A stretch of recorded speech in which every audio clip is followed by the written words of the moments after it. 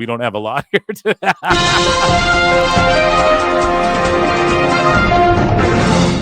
So the Phenomenal One is in the house. His match with John Cena at Crown Jewel was promoted on the UFC pay-per-view along with Crown Jewel hyping the event.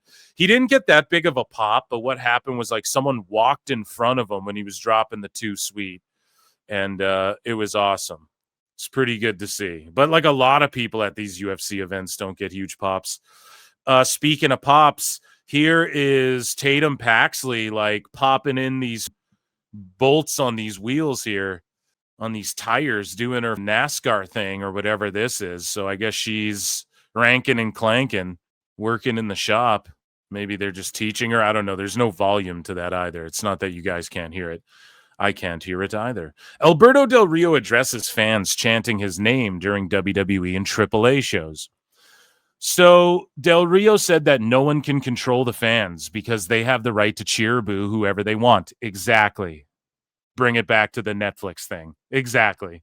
People are going to vote with their dollars. In Mexico, they want to see Alberto. Who am I to argue that? You know, I can't. I'm sorry. You know, I don't know the guy. I'm not going to judge him on him like being accused of not going to jail and just people online freaking out about it. I don't know that I wasn't there, you know. The internet and TV can spread opinions quickly. Some people share honestly, while others just want attention, likes, or views. And he says, well, that's something nobody can decide. They just spread it. Some do it truthfully. Others just want likes, views, or a bit of relevance for a week. We are the protagonists, the ones who step into the ring to give our all. I have nothing but respect for El Hijo del Vikingo. He's a great wrestler, a great prospect for our business, someone who will go far, but the fans were the ones who felt unsatisfied, who felt deceived or betrayed. I just go out and do my job. It's like Maximus says in Gladiator. I have the fortune to look my enemy in the eye and decide my destiny. The rest, you, the fans, decide. Yeah, man, Alberto's spitting there. I don't need to see him on Raw or SmackDown, just like I don't need to see Santos Escobar on Raw or SmackDown. I got to be honest. We're going to get to that in a minute. But if he's on these AAA shows, I'm not going to boo-boo it. I'm here for it, Eric. Rhea Ripley plays this or that with Australian weapons. Hopefully not like that horror movie. No. I'm going to go with chair, just because it's easier to swing at people. Look, we went surfing the other day. I'm not very good with a surfboard, so I'm going to stick with the chair. Gongs can get the job done. They really can, but I think that the chair is still way more impactful. So I'm going to have to go with the chair, even though the Aussie in me is screaming, "Stop." I don't want to waste no Vegemite. So I don't want to waste that on someone that just isn't worth my time. So I'm going to stick with the chair, and then I'm going to eat the Vegemite afterwards. Cricket bat. It's a little bit easier to swing than a chair, and I feel like it's harder than a chair, so I could knock someone out with it. Yeah, for sure. I love magpies. I have 2 tattooed on my back, but I'm still going to go with the cricket bat just because I don't want I'll throw doves in. I'll throw a magpie in your eye, pal. Magpie getting hurt. Yeah, Mr. Fuji, go out there and throw a magpie. Throw a koi fish. Slap him with a koi fish. In case, they got something. Yeah, you're fine. They might have a cricket bat. I don't want them whacking my bird. Oh, I'm going to go with chair just because it's easier to... Shawn Michaels, we get the winner of LFG. And Michelle McCool wins. Michelle McCool, come on down.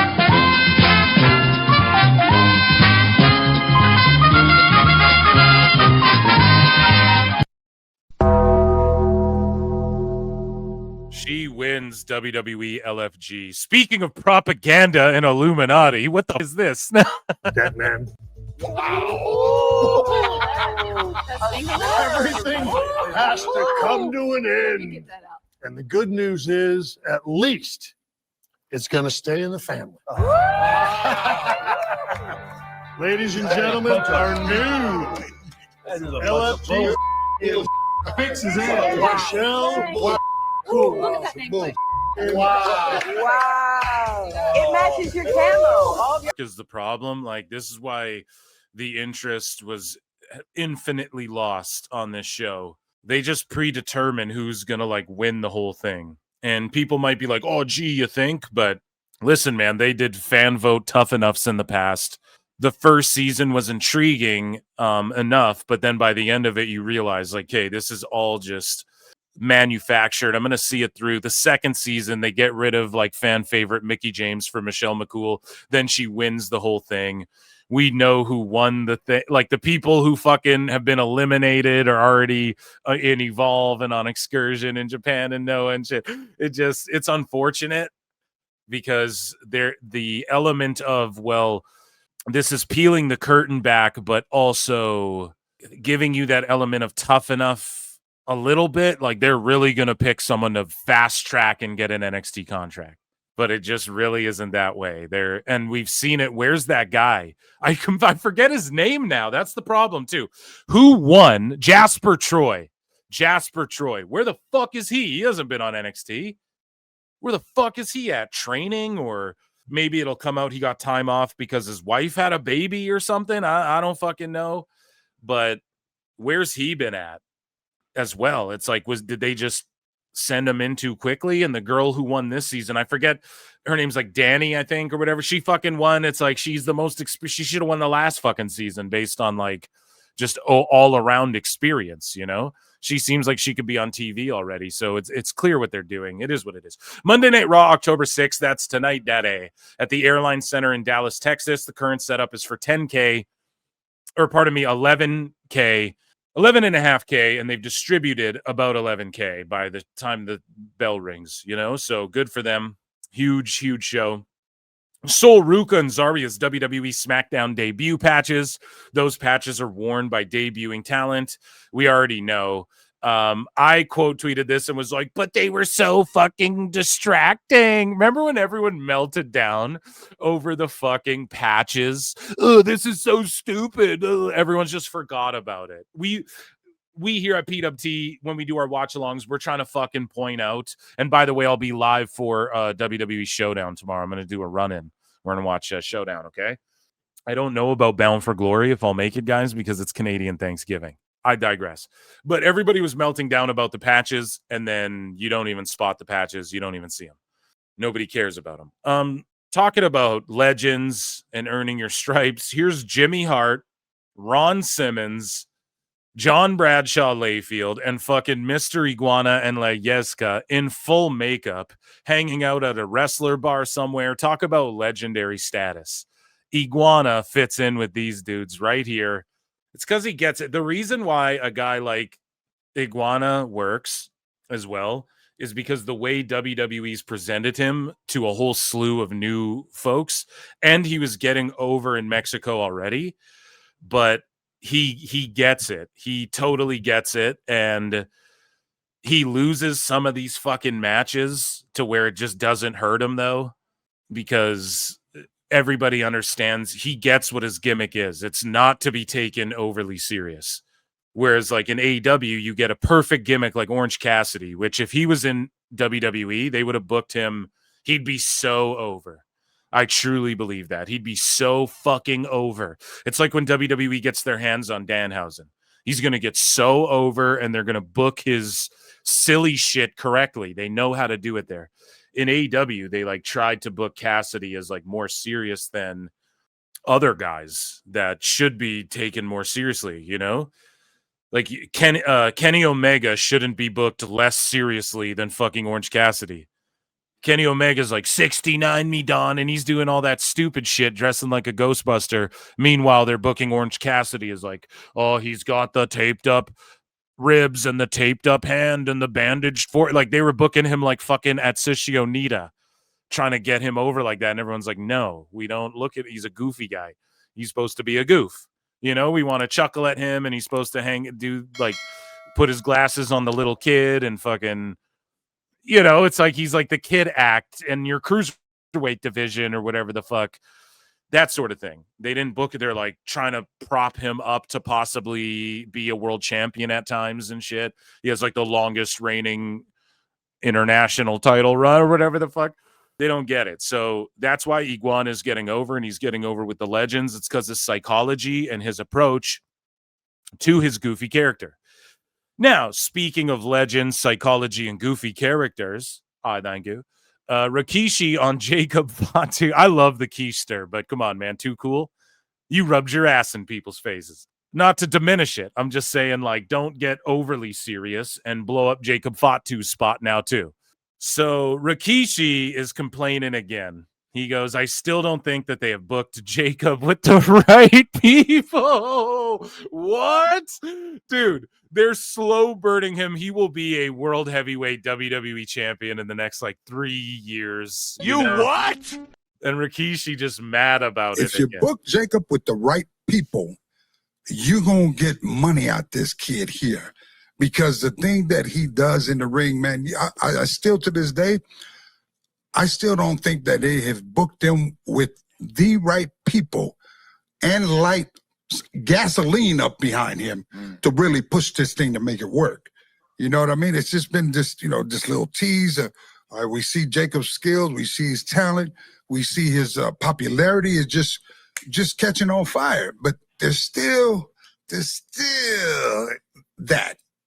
There's still not, you know what I mean? Like you can see the top of the hill, but you ain't got over yet. You know what I mean? Like, see, now I'm not hating on guys like, I'll hate on Brian Alvarez because he has this take, but some of these older guys who are like, we'll push them already. Here's the problem. We shouldn't be seeing NXT. That's a hot take I've stood on forever. We shouldn't, I'm glad we are, but we shouldn't be seeing NXT. And I'm glad that there's shit like Evolve and some of these NXT house shows, and hopefully they can establish some more shows that like are regional and people aren't watching on television and dissecting. We shouldn't be seeing Javon Evans get over right now in his career and get over as big as he is, to where he's in this weird middle part where it's like, okay, internet fans and like NXT fans and the fan base that is growing in that on the CW and whatnot, they're witnessing these guys get over, but the main roster may or may not click. It's just a different era. You don't put, like, Batista was how old when he got a run? Not that he was like old and gray, but I mean, you had fucking Cena in these guys. I think he was older than Cena in them. No? Am I wrong about that? Or were they around the same age? Thought he was a little bit older than them. Either way, for Rikishi and some of these old school, like Stone Cold and shit, yeah, man, you used to get pushed like real quick. They used to fucking, but again, your television exposure was way more limited than it is now. Like, people are just looking up NXT on fucking Twitter. I don't know, man. Roman Reigns is making his way out right now, the OTC. I think he'll put Jacob over when all's said and done. Yeah, I don't even think he on the porch yet. He should be in the house having some sweet tea by now. Come on. That's too much for y'all. So Kevin Nash accuses TKO of cutting his WWE royalty checks in half. Now, what would happen for a long time in UFC is guys like Chuck Liddell and Matt Hughes and shit were getting paid as well for like doing nothing and getting paid more than they should have, just because Dana was friends with them and shit. Now that TKO's taken over and they have people in there watching everything, yeah, I mean, they might go, actually, we're paying Nash a little bit more on the royalties, or maybe they are just nickel and diming him. But I wouldn't go as far as saying, like, I guarantee they're not doing anything fucking illegal or anything like that. It's just, who knows? Maybe they just brought his rate down a bit because he's on a Legends deal, and they looked at it and went, usually Legends deals are this much or whatever. Nash said he and Sean Waltman both noticed, so 2 click, guys. That's all I'm saying. Don't mean to be a conspiracy theorist, but that's all I'm saying, man. You're in the click, dude. That's faux life, you know? I think you were just being looked out for, bras. Being looked out for, brada. So anyways, I was talking to Mr. Waltman this week. We had our weekly update. We both got our royalty still sharing what they're getting paid, hey? And I called him. He's laughing on the other end of the phone and says, obviously, you got your royalty check. I said, holy fuck, after the last one was good, this one was rotten. It was half. But hey, what are you going to do? When I was making big money from royalties, it used to be broken down. It would list NWO shirts, NWO women's shirts, all of it. Now it just says NWO intellectual property with 1 number, no subcategories at all. It's all just forensic accounting at this point, and that's how it goes. Things got weird after Fanatics came in. Yeah, it got weird when they sold to TKO. So this is where the TKO weirdness starts, because they, you know, cut things. I can only speak for myself, but I can imagine what it's like for guys like Hulk, Austin, and Rock. If Steve was getting 50% of his merch and some of mine was at 25, then cutting that in half puts several $1 million back on the books. Yeah, you know, and see, I'm double jeopardized in that, because not only are you fucking me and raising the price, but then I'm also a stockholder. So are you fucking inflating my stock by doing something that's not, you know, particularly legal? Damn, dude, calling it out. But this is the thing. When it directly affects your pockets personally, because people just go, Nash is a shill for the Fed. Okay, but when his pockets get affected personally, he's quick to just throw him under the bus, you know? And that's his style, man. I mean, hey, I don't know. If it was me, I'd just call Trips on the phone. Like, I wouldn't be throwing it all out there, but he doesn't give a fuck. Nash is a millionaire old dude sipping wine every day, smoking a blunt, watching TV, and fucking hopping and on and you know, he's just an old guy doing his thing. He records a pod. He just does his thing. I don't blame him for not giving a fuck. You know, it's like when people accuse Cornette of being a show. It's like, no, dude, he just doesn't give a fuck. Speaking of not giving a fuck, Bayley is hosting a free 3-day women's seminar in December. According to Bayley, it's her way of giving back to the pro wrestling business. I mean, if you want to learn, it's free. Fucking show up. There's nobody in the business better to learn from than Bayley. One of the greatest women's wrestlers probably to ever do it. And this is an amazing way for her to give back, you know? Speaking of giving back, WWE 2K25, they drop some new shit. So you have to buy this. So this is like an add-on DLC, even if you already have season pass and shit. You got current Brock Lesnar. He's uncanceled from the video games, bras. He's fucking uncanceled. So there you go. Brock's there. Kane 03 with the Finger 11 slow chemical or whatever theme, I think. And then you get R-Truth, Ron Cena. And then you get John Cena at Mania, and you get Cena like Word Life. This is basic thugonomics. And I think this is the one from Here Comes the Pain with like the bandage on his hand and shit. There was a game where they gave him that one, and that's it right there. Like, that was from a very specific time in Cena's career. That's good shit right there. And ladies and gentlemen, that was WWE news for now. We'll circle back and talk some